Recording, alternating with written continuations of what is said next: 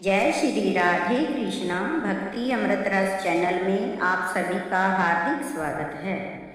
आज हम सुनेंगे पुरुषोत्तम मास महात्म्य कथा अध्याय 11 की दिव्य और पुण्यदायी कथा। इस पावन कथा को सुनने मात्र से भगवान श्री हरि विष्णु जी की कृपा प्राप्त होती है और जीवन के सभी दुख दर्द दूर होने लगते हैं। वीडियो को अंत तक अवश्य देखें और कमेंट में लिखें जय श्री राधे कृष्णा। पूजा विधि प्रातःकाल जल्दी उठकर स्नान आदि करके स्वच्छ कपड़े पहने घर के मंदिर में श्री कृष्ण जी और श्री हरि विष्णु जी की प्रतिमा स्थापित करें। घी का दीपक व धूप जलाएं। तुलसी पत्तर, पीले फूल, फल और पंचामृत भगवान श्री हरि विष्णु जी और कृष्ण जी को अर्पित करें और हाथ में फूल अक्षत लेकर पूजा करें और ओम नमो भगवते वासुदेवाय मंत्र का जाप करें। पुरुषोत्तम मास महात्म्य कथा का श्रद्धापूर्वक श्रवण करें। अंत में भगवान श्री हरि विष्णु जी की आरती करें और प्रसाद वितरण करें। इस माह में दान, जप, तप और सेवा का विशेष महत्व माना जाता है। कथा पुरुषोत्तम मास महात्म्य कथा अध्याय 11। सूत जी बोले, हे मुनि श्रेष्ठ, अब मैं आपको एक उस अद्भुत कथा का सार सुनाता हूँ जिसमें एक तपस्विनी कन्या की कठोर साधना, भगवान शंकर जी की कृपा और पुरुषोत्तम मास के महत्व का गूढ़ रहस्य प्रकट होता है। नारद जी के प्रश्न करने पर श्री नारायण बोले, एक समय एक ऋषि की कन्या ने भगवान शिव को पति रूप में पाने की इच्छा से अत्यंत कठिन तपस्या आरंभ की।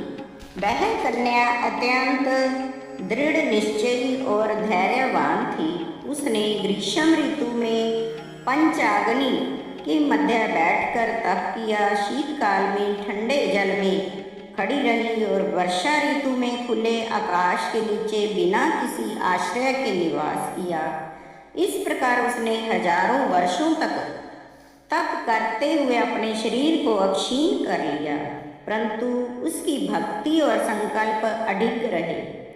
उसकी ऐसी कठोर तपस्या को देखकर देवराज इंद्र भी चिंतित हो उठे, किंतु वह कन्या अपने लक्ष्य से तनिक भी विचलित नहीं हुई। अंततः उसकी तपस्या से प्रसन्न होकर भगवान शंकर उसके समक्ष प्रकट हुए। उनके दिव्य स्वरूप के दर्शन पाकर वह कन्या अत्यंत प्रसन्न हुई और विनम्र भाव से उनकी स्तुति करने लगी। उसने भगवान शिव को दुखों का नाश करने वाले और भक्तों के रक्षक के रूप में प्रणाम किया।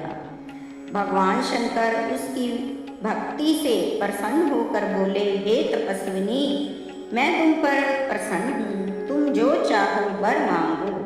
यह सुनकर वह कन्या अत्यंत हर्षित हुई और बार बार एक ही वर मांगने लगी, हे प्रभु, मुझे पति दीजिए, मुझे पति दीजिए।